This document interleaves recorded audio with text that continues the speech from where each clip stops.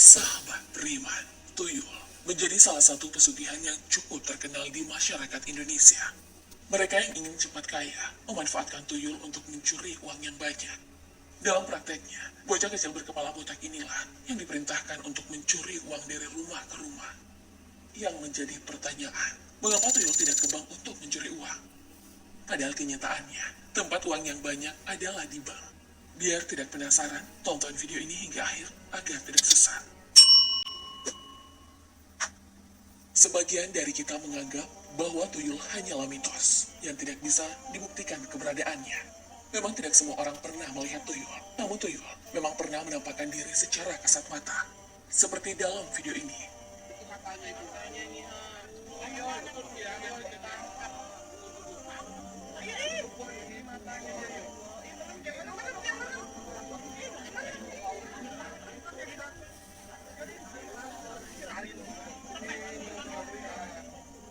Fenomena tuyul menjadi perbincangan setelah adanya laporan penampakan tuyul yang dilihat langsung oleh masyarakat.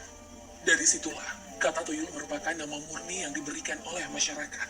Orang yang mengaku pernah melihat penampakan tuyul mengatakan bahwa tuyul seperti bayi telanjang baru lahir dengan kepala besar, tangan kecil, mata lebar, dan biasanya berkulit kehijauan. Orang yang memiliki pesugihan tuyul biasanya akan membawa tuyul ke pasar atau toko besar untuk mencuri uang. Tuyul hanya bisa dilihat oleh pemiliknya dan dukun yang menjadi perantara perjanjian mereka dengan setan sebelum mendapatkan tuyul sebagai jin piaraan. Tuyul menjadi makhluk yang sangat membahayakan bagi pemiliknya karena pemilik pesugihan tuyul harus memberi imbalan kepada tuyul. Tuyul juga membahayakan istri pemiliknya karena wanita yang mempunyai bayi harus menetikinya. Tetikan untuk tuyul ini sangat menyakitkan dan membahayakan kesehatan wanita tersebut. Tuyul merupakan jelmaan jin yang memiliki bentuk sama seperti manusia, berkepala pelontos. Karena tuyul termasuk jin, maka sebagai umat Islam, kita wajib mengimani sosok gaib yang satu ini. Anjuran beriman kepada hal gaib, sebagaimana yang dijelaskan di dalam Al-Quran. Allah Subhanahu wa Ta'ala berfirman, Kitab Al-Quran ini tidak ada keraguan daripadanya, petunjuk bagi mereka yang bertakwa, yaitu mereka yang beriman kepada yang gaib. Al-Quran, Surah Al-Baqarah ayat 2 hingga 3. Seperti layaknya jin, sosok yang disebut tuyul juga bisa memindahkan barang.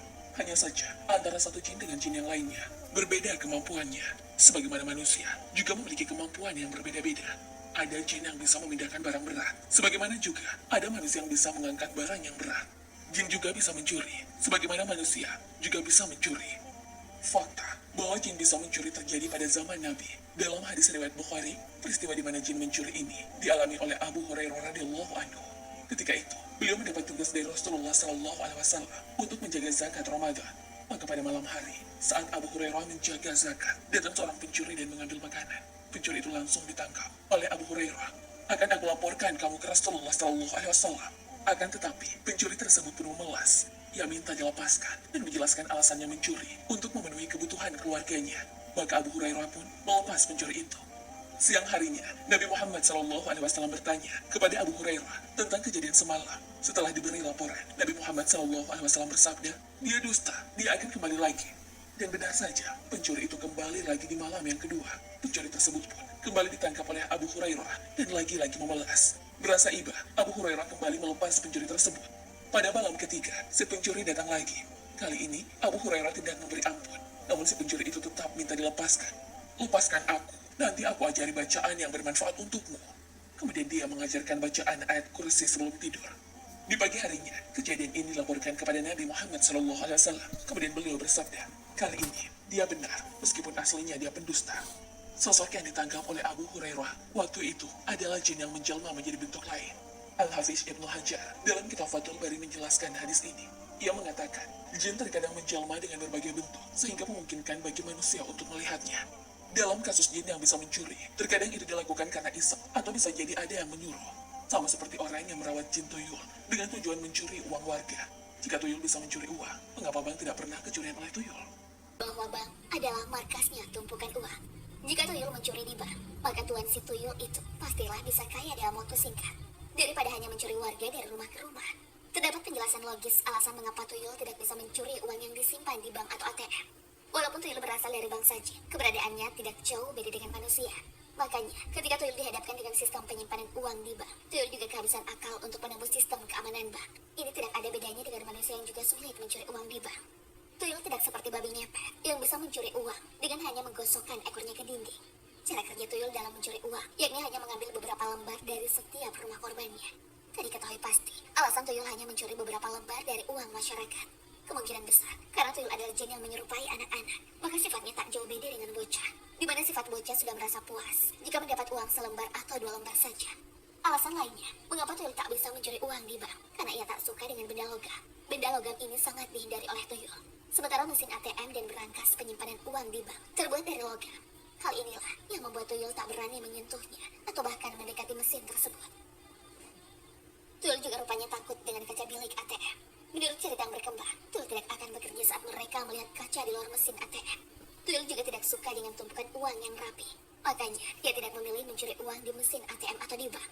Di sisi lain, uang yang tersimpan di bank atau ATM belum jelas kepemilikannya. Sementara tuyul hanya akan mengincar uang yang sudah jelas pemiliknya. Alasan ini memang cukup mengada-ngada, namun itulah faktanya. Sasaran utama pesugihan tuyul dalam mencari uang adalah masyarakat secara umum. Namun jangan khawatir, ada tuntunan bagaimana cara agar terhindar dari pencurian uang oleh tuyul. Di mana kita diperingatkan untuk menyimpan uang sesuai dengan tuntunan agama Islam. Cara sederhananya adalah dengan membacakan basmalah. Insya Allah, uang yang kita simpan di rumah terbebas dari gangguan tuyul yang sebangsa dari jin. Namun perlu diperhatikan, membaca bismillah bukan untuk coba-coba, bukan sekadar formalitas pula. Tapi memang kita yakin dengan nama Allah Subhanahu wa Ta'ala. Kita meletakkan uang kita supaya tidak bisa diganggu jin, tuyul, apalagi mencurinya. Cara yang juga ampuh terhindar dari gangguan tuyul itu dengan membaca ayat kursi. Allah Subhanahu wa Ta'ala berfirman, Allah tidak ada Tuhan selain Dia yang maha hidup, yang terus-menerus mengurus makhluknya, tidak mengantuk dan tidak tidur. Miliknya apa yang ada di langit dan apa yang ada di bumi. Tidak ada yang dapat memberi syafaat di sisinya tanpa izinnya. Dia mengetahui apa yang ada di hadapan mereka dan apa yang di belakang mereka. Dan mereka tidak mengetahui sesuatu apapun tentang ilmunya, melainkan apa yang dia kehendaki. Kursinya meliputi langit dan bumi, dan tidak merasa berat memelihara keduanya. Dan dia maha tinggi, maha besar. Al-Quran, Surah Al-Baqarah, ayat 255. Sahabat beriman, jika kamu pernah kehilangan uang hanya selembar atau 2 lembar saja, bisa jadi itu memang pelakunya adalah si tuyul. Apakah kamu pernah mengalaminya?